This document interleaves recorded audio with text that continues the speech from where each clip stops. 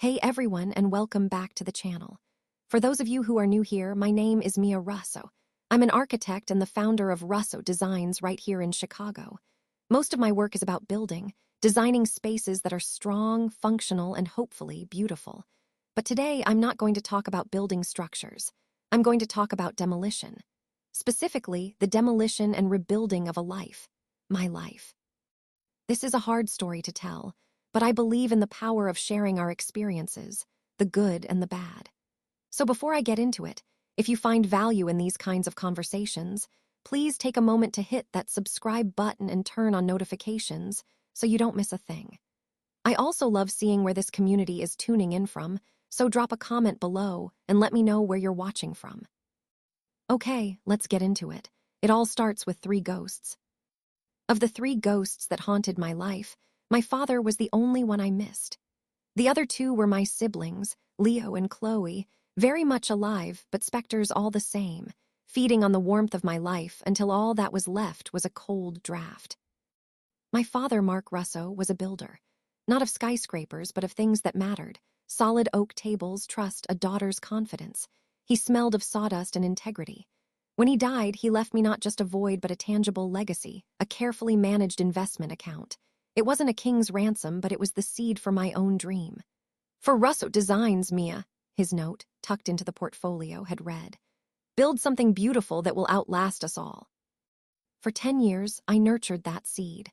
I worked as an architect at a large firm in Chicago, pouring my salary into my living expenses and every spare dollar into that account.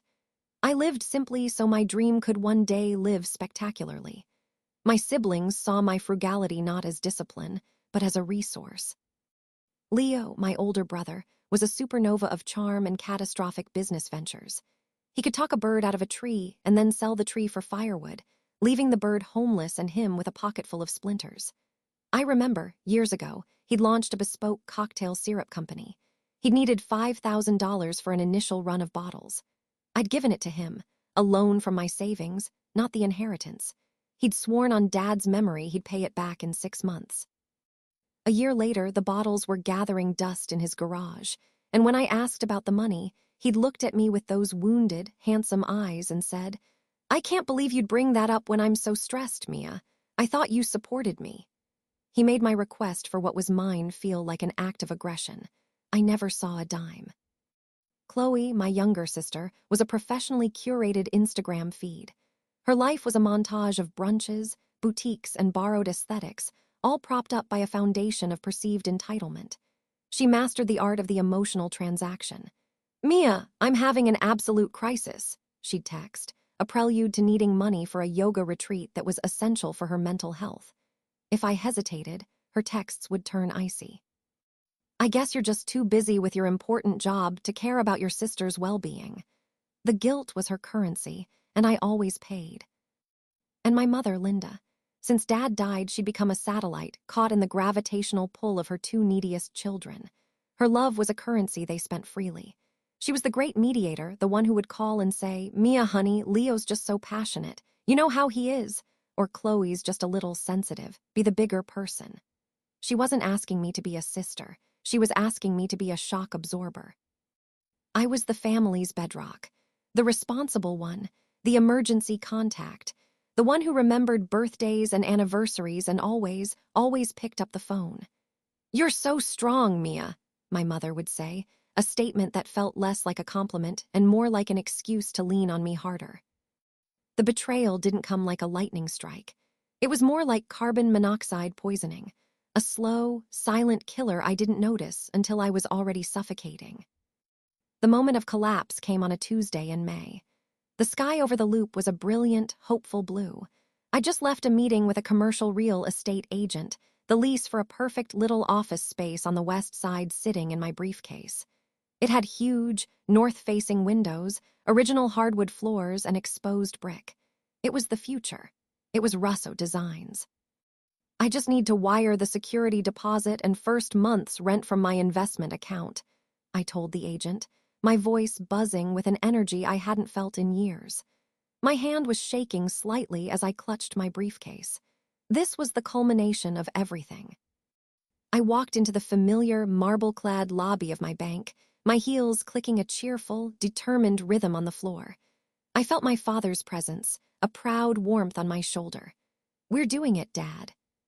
The bank manager, a kind man named Mr. Harrison who had known my father, greeted me with a warm smile. "Amelia, good to see you. Following in your father's footsteps, I hear." "Trying to," I smiled, sliding the wire transfer request across his polished desk. He typed my account number into his computer, his smile faltering slightly. He cleaned his glasses, leaned in closer to the screen, and typed it again. "That's odd," he murmured, his brow furrowed. He swiveled the monitor toward me. "The available funds aren't correct." The screen displayed my account information, and at the bottom, in stark, digital finality, was the balance. $117.34. The world went silent. The cheerful clicking of my heels became a memory from another person's life. The number didn't register. It was a typo. It had to be a computer glitch. My mind raced, trying to build a logical structure around the impossible. Maybe a market crash? No, the news was fine. Maybe the decimal point was in the wrong place. "There must be a mistake," I said, my voice sounding distant, thin, as if it were coming from across a long tunnel. My heart was a frantic drum against my ribs. Mr. Harrison's face was a mask of professional pity. "Let me print the statements for the last 12 months, Ms. Russo." He handed me a thick stack of papers, still warm from the printer. The top page showed a series of recent, large withdrawals. The descriptions were vague. "Online transfer, ACH debit." But as I flipped the pages, a narrative of devastation emerged. Transfers to accounts I didn't recognize. Payments to high-end credit cards I didn't own. Then I saw it. A transfer description that wasn't vague at all. A $25,000 payment to a company called Leo Ventures, LLC. And another, for $5,000, to a high-end salon where Chloe was a regular, labeled prepaid services. The dates corresponded perfectly with times they'd called me, complaining about being a little short. The air in the office grew thin and sharp. I stared at the numbers, and the ghosts of my siblings materialized in the sterile room. Leo, with his charming, predatory smile. Chloe, with her pout of perpetual need. They hadn't just asked for a little help. They had drilled a hole into the foundation of my life and siphoned it dry, all while smiling to my face. "Ms. Russo," Mr. Harrison asked, his voice gentle, "should I call someone for you?" I looked up from the papers, my vision blurring. I saw not the kind bank manager, but my father's disappointed face. Build something beautiful. They had taken his dream, my dream, and paved it over to build their own shallow, transient comforts. A hot, white rage threatened to consume me. I wanted to scream, to shatter the glass partition, to race to their homes and tear their worlds apart with my bare hands. But as the fire rose, something else rose with it. It was the architect in me, the planner, the builder. Rage is a chaotic force. It burns hot and fast, leaving nothing but ash. It wouldn't rebuild my life. It wouldn't bring justice. My father didn't raise me to be a wrecking ball. He taught me to build. And if my life was now a ruin, I would have to build a case, brick by painstaking brick.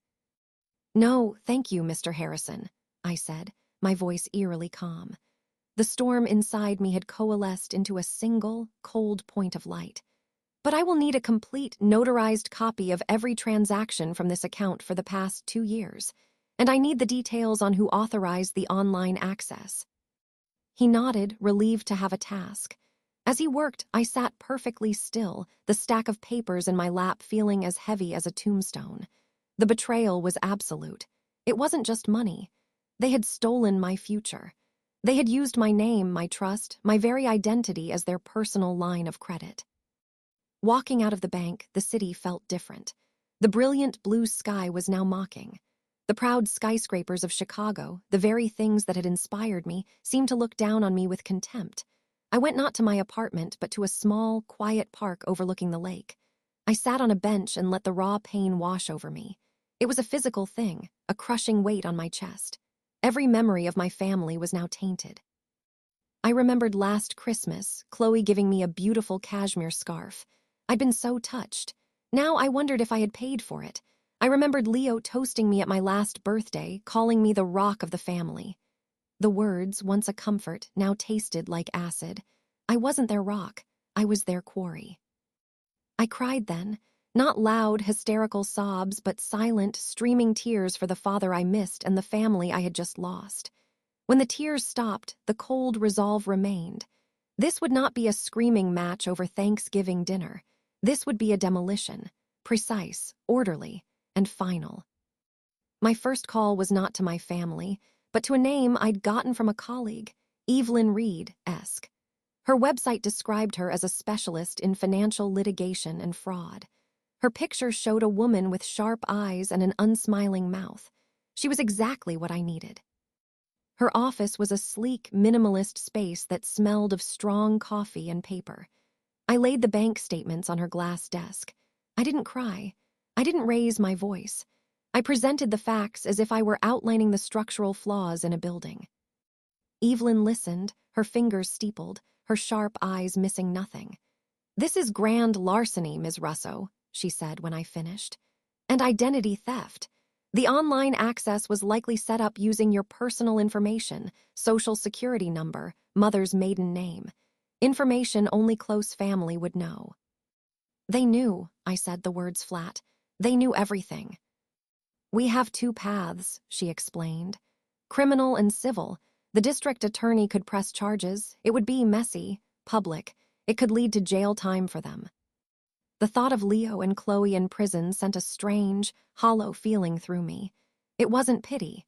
It was a distaste for such a crude tool. It felt like using a sledgehammer to hang a picture.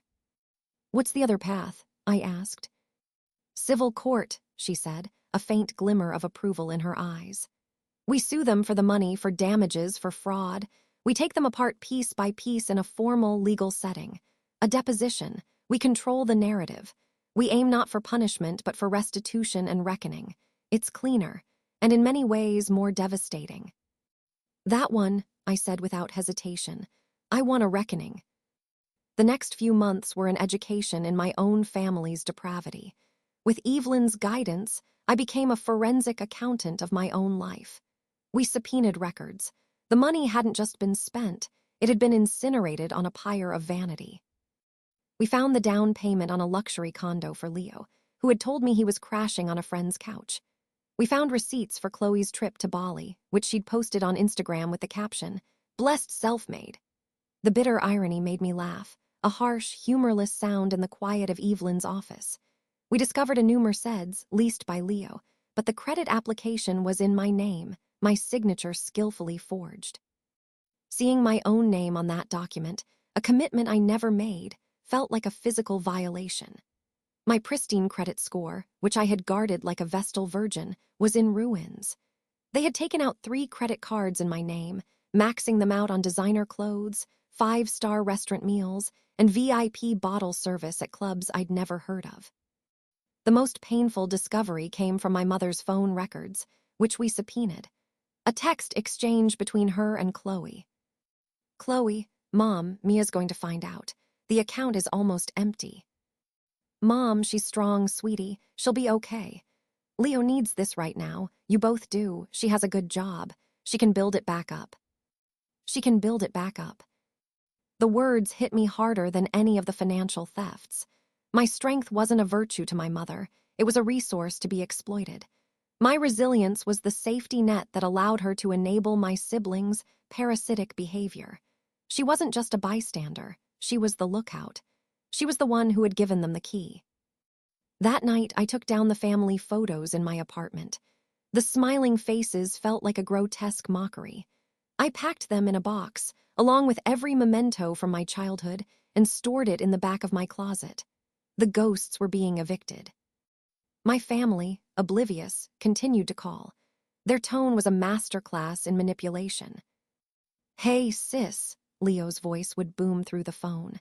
"Just wanted to see how you are. Things are finally turning around for me. Big things on the horizon." "Mia, you will not believe the drama I'm dealing with," Chloe would whine. "I desperately need a spa day, but I'm just so broke." I played my part. I was distant but not accusatory. "I'm busy with work," I'd say. Things are tight right now. Their frustration was palpable. The well had run dry and they couldn't understand why. The final piece of my case came together at my mother's birthday dinner in late August. I told them I could only stay for an hour. I wore a simple black dress and nursed a single glass of water. They, on the other hand, were peacocks. Leo in a new designer watch, Chloe with a handbag that cost more than my rent. My mother, wearing a new pearl necklace I now suspected I had paid for, squeezed my hand. "We miss you, Mia. You're so quiet lately. You work too hard."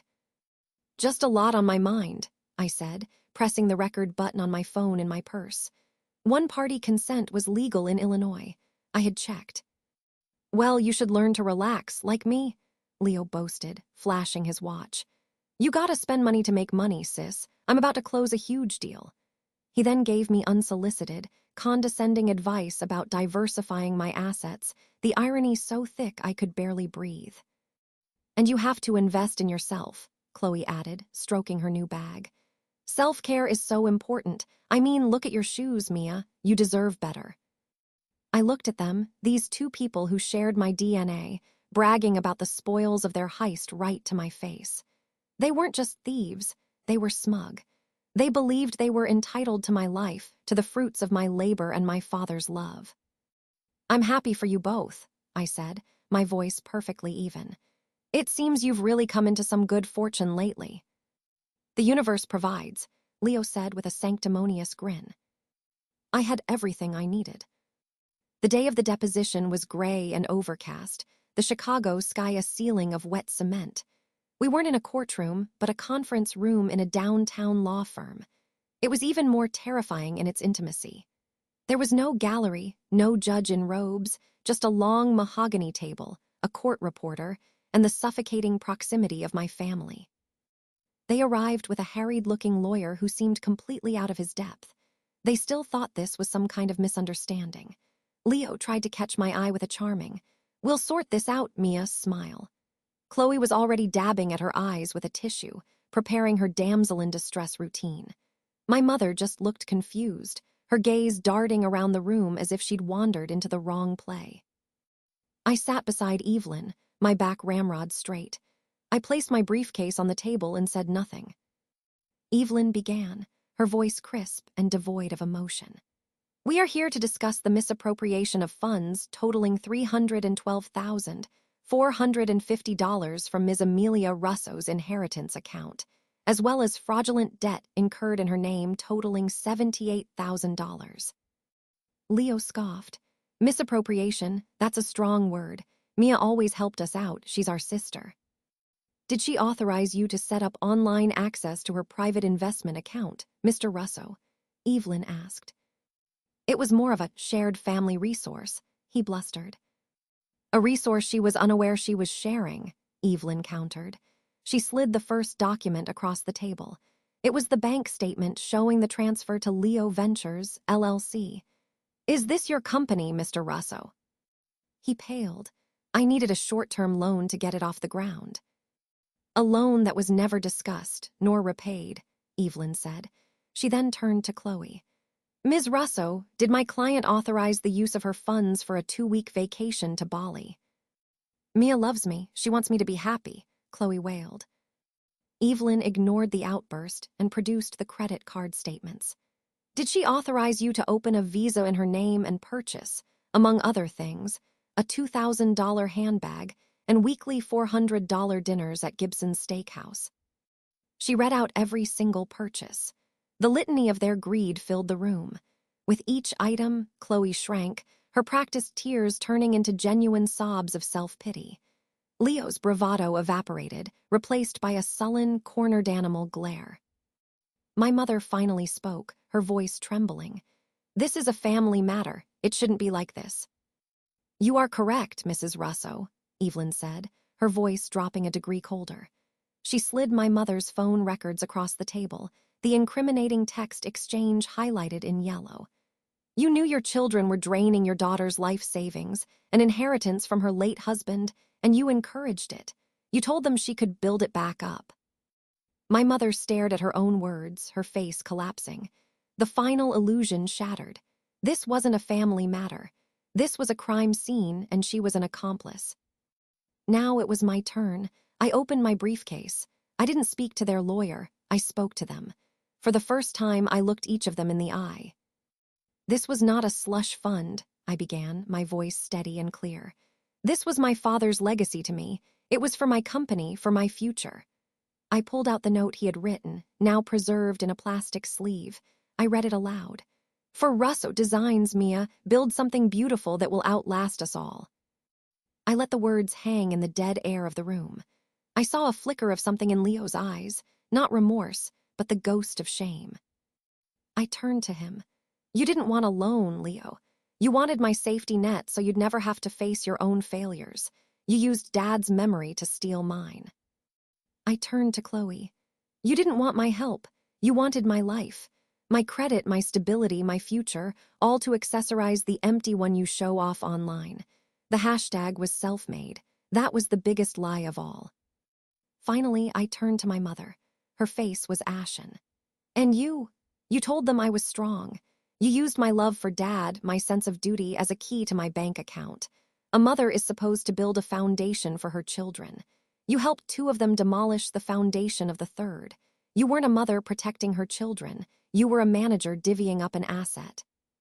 I took out my phone and played the recording from my mother's birthday dinner. Leo's boastful voice filled the silent room. You gotta spend money to make money, sis. Followed by Chloe's smug pronouncement on self-care. Their lawyer put his head in his hands. The game was over. My clients are prepared to offer an apology and work out a payment plan, he mumbled. An apology is not on the table, Evelyn stated firmly. She slid our settlement offer across to him. It was brutal. It was beautiful. It demanded full financial restitution, enforceable by wage garnishment. It stipulated that the Merceds, the condo, the jewelry, the designer goods, anything purchased with my money, be liquidated immediately, with the proceeds going directly to me. It required a formal, signed affidavit from all three of them admitting to the fraud, which I would use to repair my credit and my name. And the final clause, the one I had insisted on, a permanent restraining order. They were not to contact me, approach me, or mention my name to any third party ever again. Complete and total severance. This is cruel, Mia, my mother whispered, tears streaming down her face. We're your family.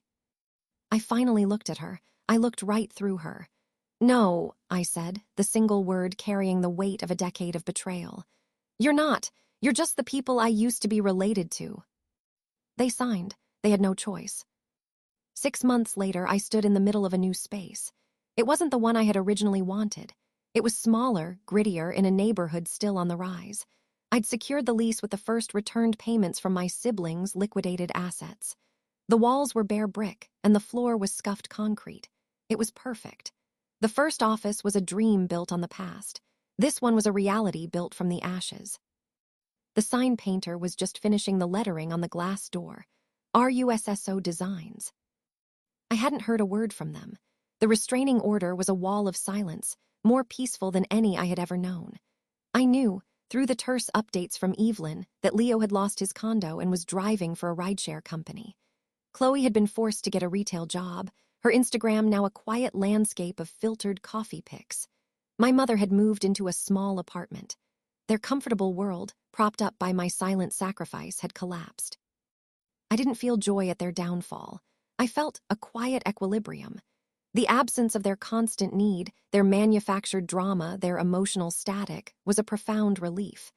For the first time in a decade, I could hear my own thoughts. My focus was on the here and now.